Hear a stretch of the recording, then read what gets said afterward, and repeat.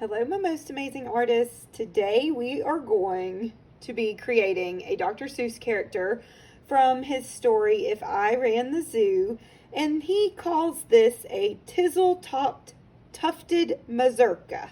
So we are going to be using quite a unique size sheet of paper, a very long, thin sheet of paper, so that we can draw our very long neck of our Tizzle Tufted Mazurka.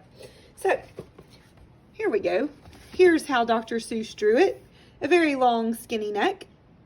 And I'll just read you this passage. He says, I'll go to the African island of Yurka and bring back a Tizzle-topped tufted Mazurka, a kind of canary with quite a tall throat.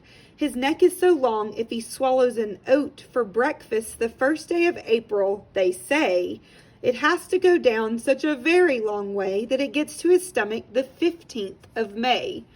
So it's pretty funny. They're saying once he swallows, it takes nearly a month and a half to get to his belly. So let me show you how we're going to get started. Let me move this over. And I'll place this one here, and I'll put this one back.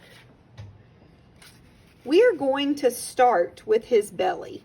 And so if you look at my paper, we're going to use a pencil, and we're going to draw just a pretty large circle at the bottom of the paper. Okay? And then we're going to give him some wings and some feet.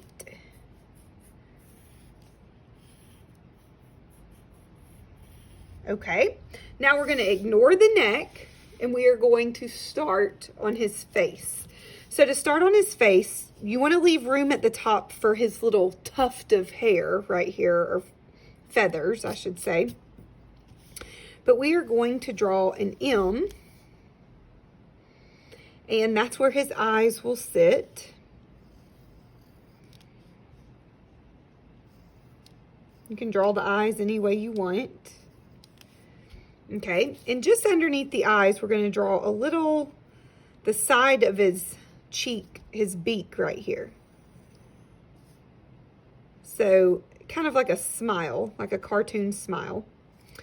And we're going to bring his beak to connect right here.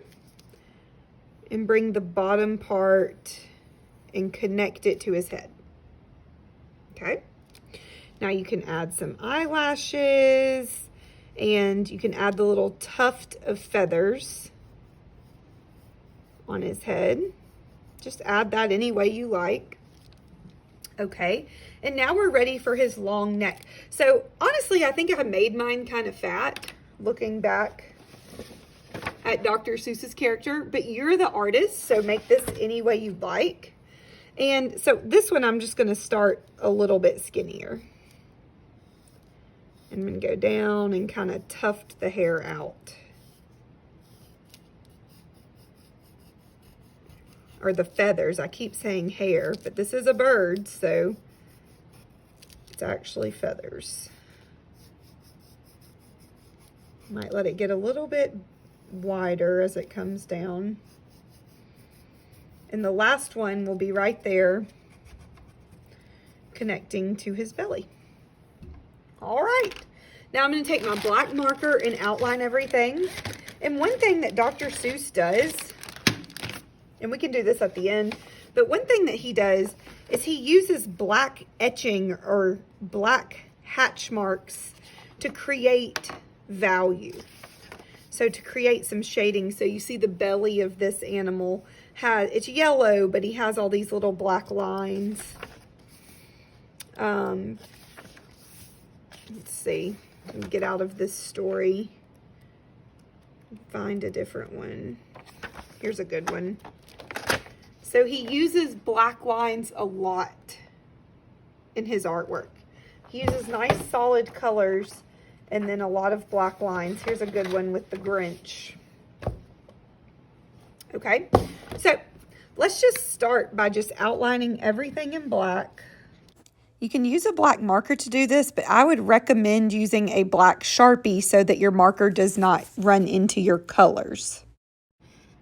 Okay, and now you're going to color this any way you'd like. So get out your markers, color it any way you'd like, And then we'll do the background, the chalk background. I'll show you what this looks like when I'm finished coloring. You guys all know how to color. Okay, so I've colored my bird, but now we're gonna add some more black lines. Let's see. In the kind of like how Dr. Seuss adds his black lines. So he's got underneath these little tufts of feathers in the neck, he's got some black lines. So I think I'm gonna add those. And you can just have fun with this part. It doesn't have to be any specific perfect way. We're just kind of adding some shading. Okay, I'm gonna add some shading on the wings and maybe some shading along the belly. I did this zigzag line. I'm kind of making my lines sort of crazy. That's okay. Kind of real wiggly, a lot of movement. So we're just trying to add some shadowing. Let's see. I may add some lines over here on this side. Don't add too much because you'll lose all your coloring. But just a few little black lines. And there you go. All right, now you're going to put your markers away because the next step is a little bit messy. We're going to add some chalk. We don't need to color solid with the chalk.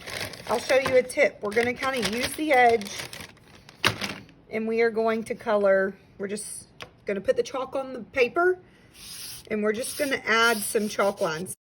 You can pick 2 colors of chalk, and I used blue and purple, and then you can blend them. And now I'm going to use my finger. I'll give you a wipe at the end of class, and you'll just go in and smooth out your chalk. If you feel like you don't have enough chalk, you could add a little bit more, but you don't want to have way too much. Just going to smooth this out. And the reason we're going to do this is because this is so textured right now that it's taking away from our character. And we don't want to take away from our character, so we're going to smooth this out so it kind of just becomes the background. There you have it. You'll need to wipe your fingers with a wipe. And just be sure that your project is on your messy mat. That way the chalk doesn't get everywhere. So here are my 2. Have fun.